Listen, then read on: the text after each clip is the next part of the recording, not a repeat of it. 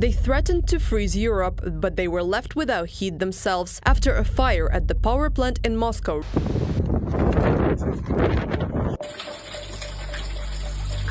A different front has opened up in the depths of Russia.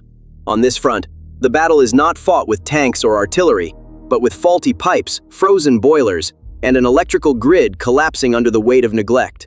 Without a single enemy shot being fired, personnel tasked with maintaining Russia's nuclear deterrent are facing a crisis that threatens their lives in their own homes.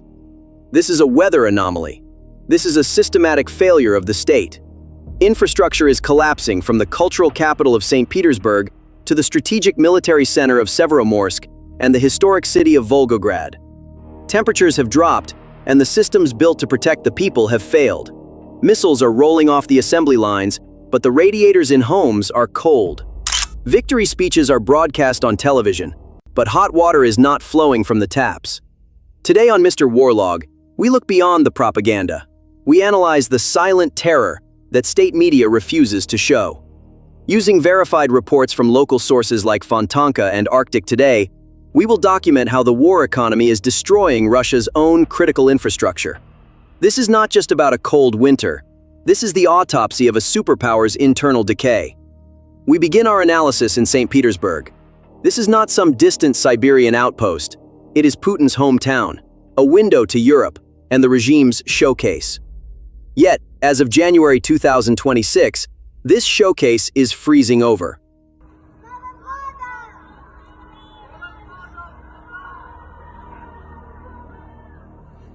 The local independent news source Fontanka described the situation on January 3rd with a chilling headline: Silent Fear. The crisis is concentrated in the Vasily-Ostrovsky district, one of the city's most prestigious areas. Following a major breakdown at a thermal power plant, thousands of residents have been without heating and hot water for days. Residents have taken to social media to report that the walls inside their apartments are freezing and their children are falling ill. The official response was typical. They call it a technical glitch. But the data shows something else. This is not a glitch. It is the result of decades of deferred maintenance. The public services network beneath St. Petersburg largely dates back to the Soviet era. There is a bitter irony here. The headquarters of Gazprom, accused of holding Europe hostage with energy, towers over the city. Yet in the shadow of this energy wealth, the local infrastructure is crumbling. While trillions of rubles are being spent on war efforts, the heating networks of Russia's second most important city have been left to rot. The technical failure is actually a matter of national priorities. The Kremlin chose to finance the war rather than finance the maintenance of its own capital. Now we are moving from a civilian crisis to a potential national security disaster. Let's look at Severomorsk in the north. This is a closed city. It is the headquarters of the Russian Northern Fleet. It is the base for the Borei-class nuclear submarines, the backbone of Russia's strategic deterrence. According to Arctic Today reports, this critical military stronghold experienced a major heating outage during a period when temperatures reached -30 degrees Celsius. This is not just a humanitarian issue, it is a strategic responsibility. A modern army relies on the readiness of its personnel. When the families of submarine commanders and technical officers are freezing in their quarters, operational focus is compromised. If you cannot provide basic survival conditions at your main naval base, you cannot project power globally. The failure in Severomorsk exposes a critical vulnerability.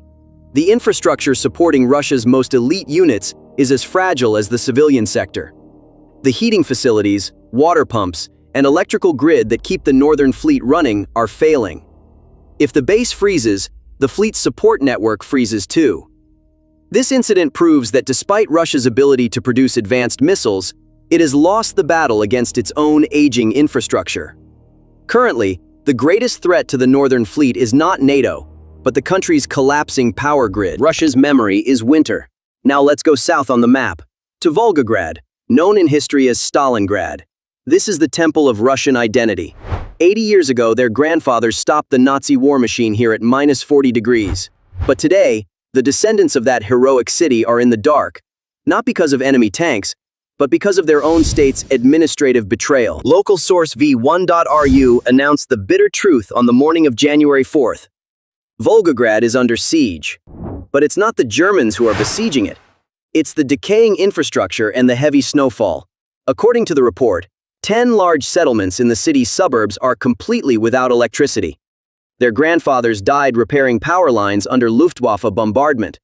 Their descendants in 2026, in superpower Russia, cannot find a team to repair a rusty pole knocked down by the wind. The tragedy is not the weather, but metal fatigue. The grid dates back to the 1970s, to the Brezhnev era. Modernization budgets on paper turned into Alexander missiles hitting Ukraine or apartments for bureaucrats in Dubai. Putin lays a wreath at the Motherland Calls monument here every year. But today, that massive statue, sword in hand, stares into pitch-black, freezing darkness. When the power went out, the water pumps stopped, the boilers fell silent. Domino effect. In Russia, which sells nuclear reactors, the people of Stalingrad are trying to melt snow for water. The people's anger is breaking through the walls of censorship. Even the Germans couldn't cut off our electricity for this long. The Kremlin's "obey, and we will give you pride" contract is over. A frozen person cannot warm themselves with pride.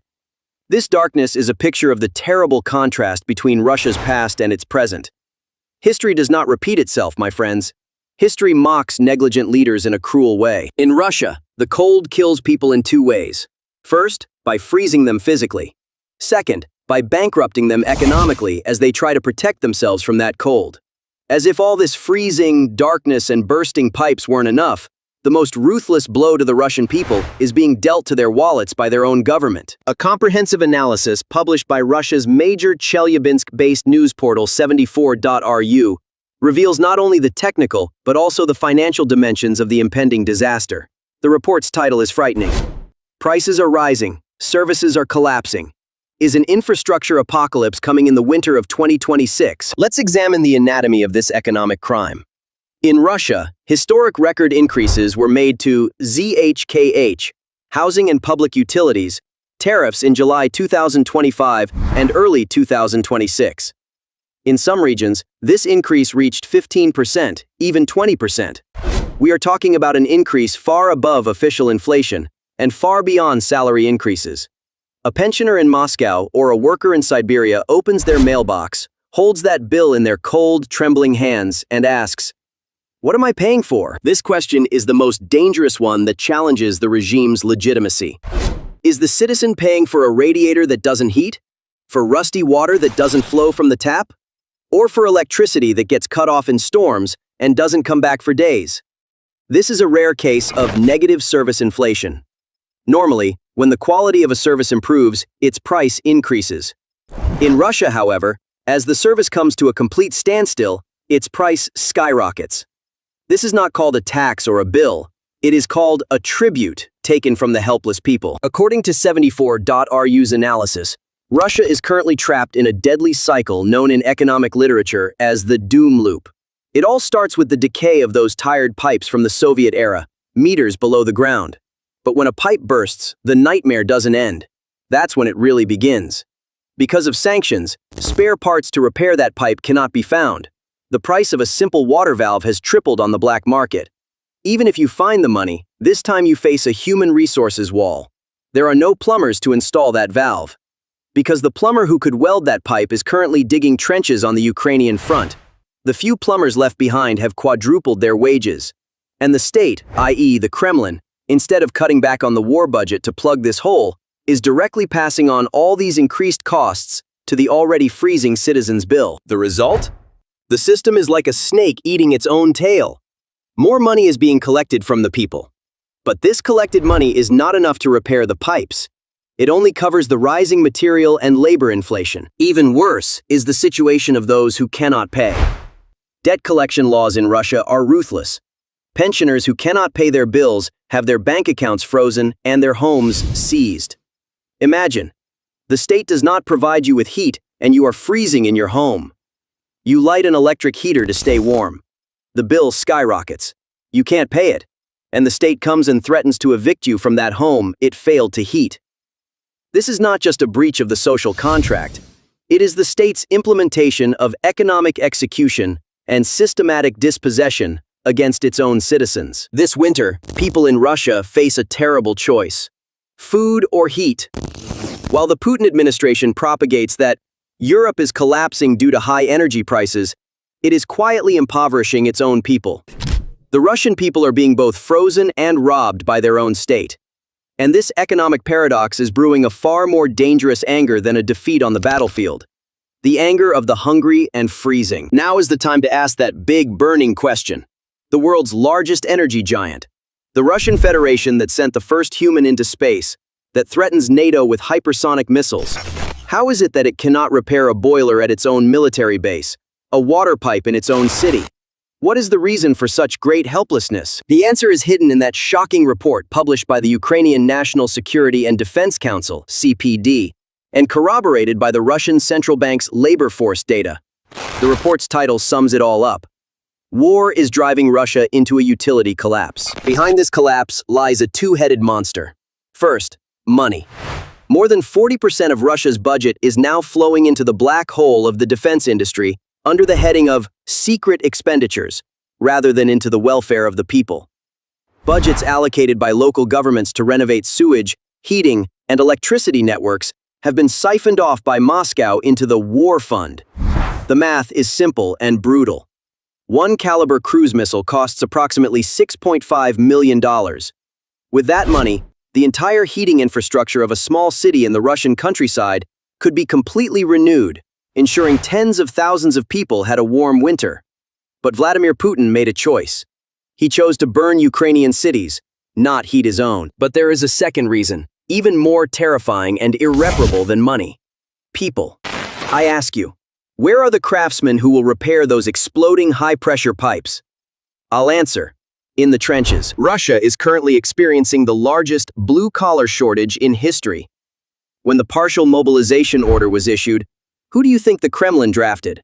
They gathered the blue-collar personnel in the provinces who hold the keys, are physically fit, and have high technical skills. Russia's golden hands, the technical memory that keeps the country running, are now either dying on the Ukrainian front or returning wounded. Who is left behind? Either retired elderly masters who are no longer capable or inexperienced, unskilled young people. Even if you have the money, there is no master to repair that complex Soviet-style central heating system. Russia is experiencing a terrible technical memory loss. When a pipe bursts, the person who knows which valve to shut off that pipe is the 20-year veteran who died in Bakhmut. So the person who replaces him just patches it up. And that patch bursts again 3 days later in the freezing cold of Severomorsk. The CPD report calls this a utility collapse. It's like a body going into multiple organ failure. Even if the war ends tomorrow, the masters who died on that front will not return. The rotting pipes will not fix themselves once a ceasefire is signed. Russia has lost not only its soldiers in this war, but also its backbone, which keeps its cities standing. And once a state's backbone is broken, that empire can never stand tall again. Can you see the bigger picture? Those red dots on the map, St. Petersburg, Severomorsk, Volgograd. These are not isolated incidents. They are the cries of an overloaded, neglected system whose resources have been sacrificed to war. For years, the Russian people were told, the West will freeze, Europe will die of cold. With great irony today, while Europe sits in warm homes, Russia's nuclear bases and imperial capitals are freezing. Vladimir Putin, while trying to expand Russia's borders, is losing the livability of the cities he holds. An empire does not collapse from external blows. It crumbles from within on the day its citizens no longer have hot water from their taps, and its soldiers' barracks are no longer heated. Do you think this winter marks the end of the Russian people's patience? Or is it not just the cities that are freezing, but Russia's future? I look forward to your thoughts in the comments. Subscribe to Mr. Warlog to see the frozen face of reality and peek behind the curtain. I'm Charlie. Stay warm, because things are getting colder in the east.